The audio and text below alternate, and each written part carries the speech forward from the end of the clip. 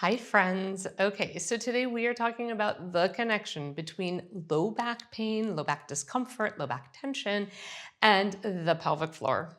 A lot of people don't realize that these two areas are very connected. So I'm going to explain how they're connected a little bit, and then I'm going to give you a few exercises. That's it. And then I hope it helps you in some way. I want you to stop thinking of your low back being this and your pelvic floor being this. Yes, for all intents and purposes, that's the location of that.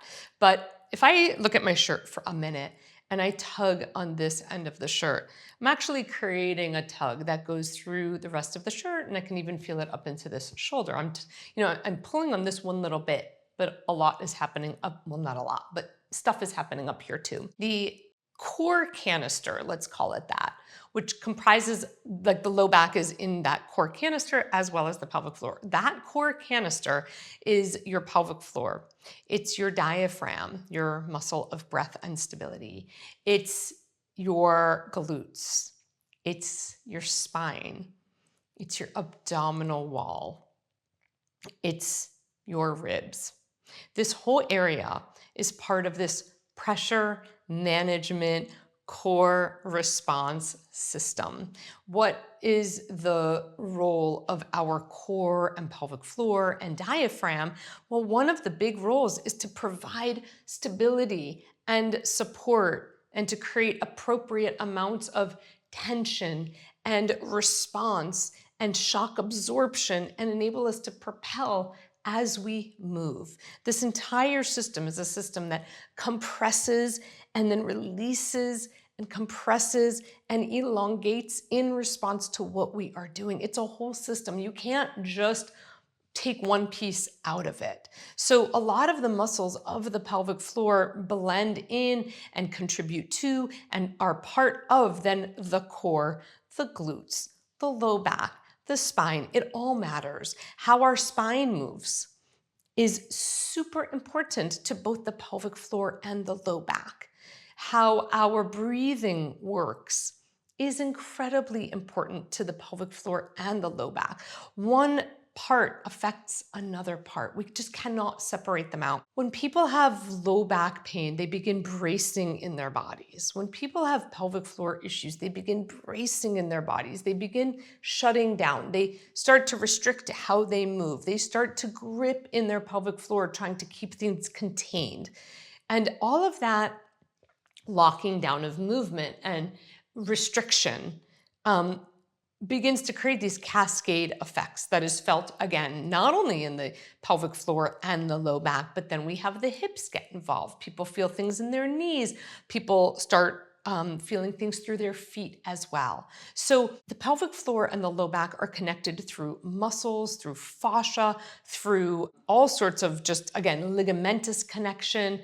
Like, you could try to separate them out, but like, one affects the other. Locking down one will affect the other. Postural patterns. Let's say this is my postural pattern, tucking under.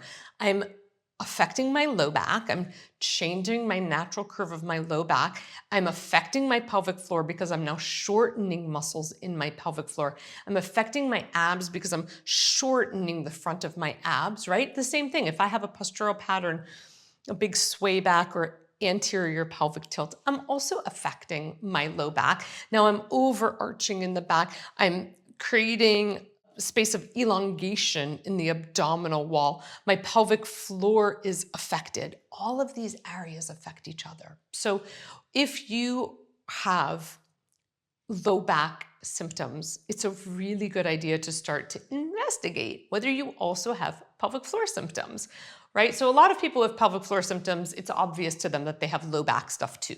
But a lot of people with low back stuff don't necessarily equate that they also have pelvic floor stuff. Pelvic floor symptoms can show up as hip pain, can show up as lack of hip mobility, show up as painful intercourse, difficulty with orgasm, pain post-orgasm, incontinence, a feeling of constantly gripping in your pelvic floor, difficulty with hemorrhoids, tailbone pain. These are all pelvic floor presentations. So if you are having low back pain and you are also having any of those presentations, you most likely have both kind of like a core system that could really use some attention. I'm going to show you 4 exercises that I love. If you go to the description of this video, there's a link there for a full workout, a really great full workout. So I'm going to show you 4 exercises that I love and explain why I love each one and why you might want to add exercises like this to your routine.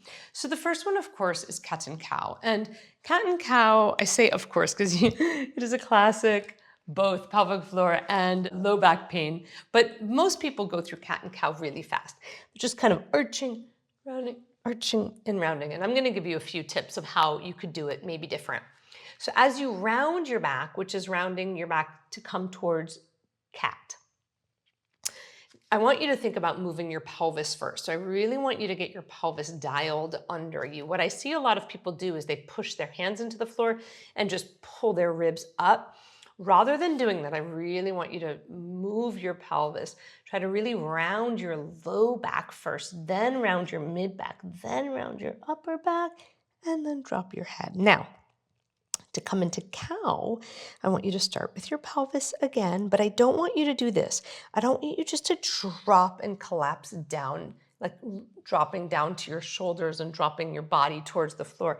I actually want you to think about starting to slowly segment through your spine, and rather than going down, think about pointing your chest forward. So I'm going to think about, I have 2 laser lights in the front of my chest, and I'm going to point those laser lights to the wall in front of me. Now, what I'm not going to do is crane my neck because I'm thinking about my upper back, not my neck.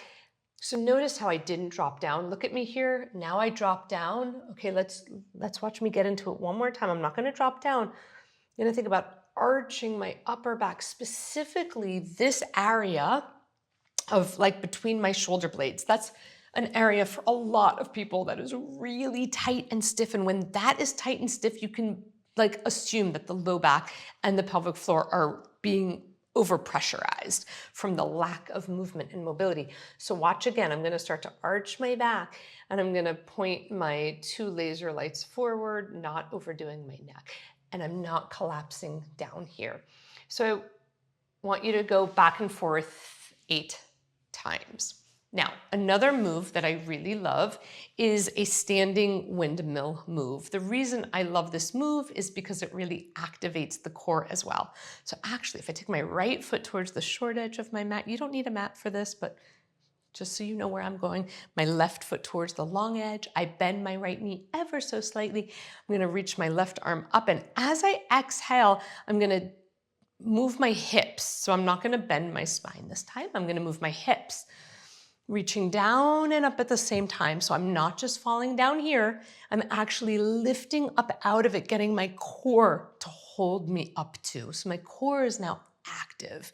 So I've got my hip mobility, I feel my hamstrings, I feel my inner thighs. All of these are big pelvic floor and low back muscles. And I'm holding here for a good 5 breaths. And remember, I'm not leaning down, I'm lifting up, and then I rise up and do the other side. The next exercise is really to target your inner thighs. Inner thighs are very important for low back pain and pelvic floor. So this is a delicious one for both. I stand on my knees. You can put something under your knees, cushioning, and you're going to bring your right leg out to the side. You can flip it up like this if that feels good to you. And you're just going to hinge at your hips, whew, and come back up. Oh, that feels really good. So as you do that, try not to round your back like this. Let me show you on this side. Try not to round your back. In fact, try to think about hinging. Your spine stays long and then rise up. You can hold at the bottom for a few seconds. I really love this move. As you come forward, exhale. Feel your core drawing in to support you as you come forward. You don't have to go as deep as me, and then coming back up. I like to finish this by doing a little bit of side lunging. Okay, and then our last exercise is to create a little bit of internal rotation, which is so important for the low back and the pelvic floor.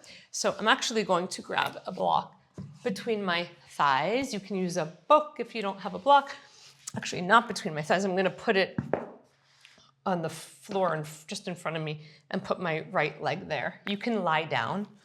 I'm just gonna stay upright just so I can have better control here of what I'm doing. And I'm just going to put my right leg, so I'm not sinking down into my left shoulder, I'm really lifted up. And I'm going to put my right leg, my right knee as I internally rotate. Now this could be really challenging, and so that's why it's nice to actually do it. Like I was starting to say before, you can do it like this actually too. And you can adjust your legs to where they're comfortable, and you're just doing the top leg. You may get more range of motion, less. I'll show you, you can do it lying down, totally fine. I like to do like 8. Each of these I like to do 8 to 10 times per leg. These are really, really wonderful. And again, lying down here, it's easier to do it lying down than the way I showed it lifted up, right? So you can do it here or here, but it's easier to do this one lying down, actually, on second thought. So those are 4 exercises that I really love. Cat and cow, the standing windmill, the inner thigh, and then this one, and you would do everything on both sides. Remember, if you want a completely lead experience, if you go to the description of this video, you're going to find a link for a low back routine workout that I absolutely love, completely lead. This video is really just to kind of educate you on that connection, educate you on things you might be feeling, and help you just start to see that all of these areas are connected, and you will get much further in your body, and with like just long term, you will get much further with all of this if you stop parsing out bits of your body that need to be fixed, and rather if you start trying to create a more integrated core, pelvic floor, diaphragm, low back, creating one unit that functions rather than piecemealing and spot treating, like whack-a-moling your body. That doesn't really work. Okay, I hope this has been helpful, and thank you for paying attention.